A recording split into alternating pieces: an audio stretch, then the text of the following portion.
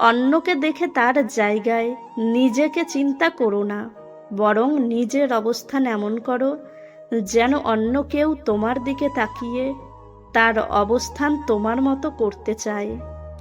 মানুষের জীবনে 20 বছর কাটায় ইচ্ছায়, 30 বছর কাটায় বুদ্ধিতে, বাকি সময় কাটায় বিচার বিবেচনায়। সত্যিকারের অর্থে মানুষের প্রকৃত সৌন্দর্য তার সুন্দর চেহারায় নয়, সুন্দর মনে ফুটে ওঠে। কিন্তু এটা আমরা কখনোই বিশ্বাস করতে চাই না। দিন শেষে পুরনো হলেই সব কিছুর মূল্য কমে যায়। হতে পারে সেটা সম্পর্ক অথবা জামা কাপড়। সময় আমাদের একটি শিক্ষা দিয়ে যায়, যার সময় ভালো তার অবস্থানও ভালো। কাউকে দূরে সরিয়ে দেওয়ার চেয়ে নিজেকে দূরে সরিয়ে আনাটাই ভালো। একতরফা ভালোবাসা নিয়ে একা থাকাটাই নিত্যসঙ্গী হয়ে যায় এক সময়। অপ্রিয় হলেও এটাই সত্যি, সুন্দর করে সাজানো সম্পর্কগুলোই একটা সময় হারিয়ে যায়।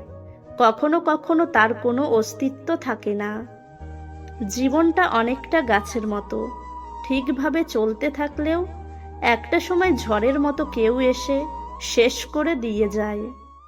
দিন শেষে মধ্যবিত্ত ঘরের ছেলে মেয়েদের স্বপ্নগুলো স্বপ্নই থেকে যায়। তাদের স্বপ্নগুলো পূরণ করার মতো আর কেউ থাকে না। যে আমাদের আঁকড়ে ধরে থাকতে চায়, দিন শেষে আমরা তাকেই দূরে ঠেলে দেই। আর যে আমাদের বারবার দূরে ঠেলে দেয়, তাকেই আমরা আঁকড়ে ধরতে চাই। জীবনে সুখী হওয়ার একটাই উপায়, ব্যস্ত থাকা। কারো সমালোচনা করার সময় যেন তোমার কাছে না থাকে।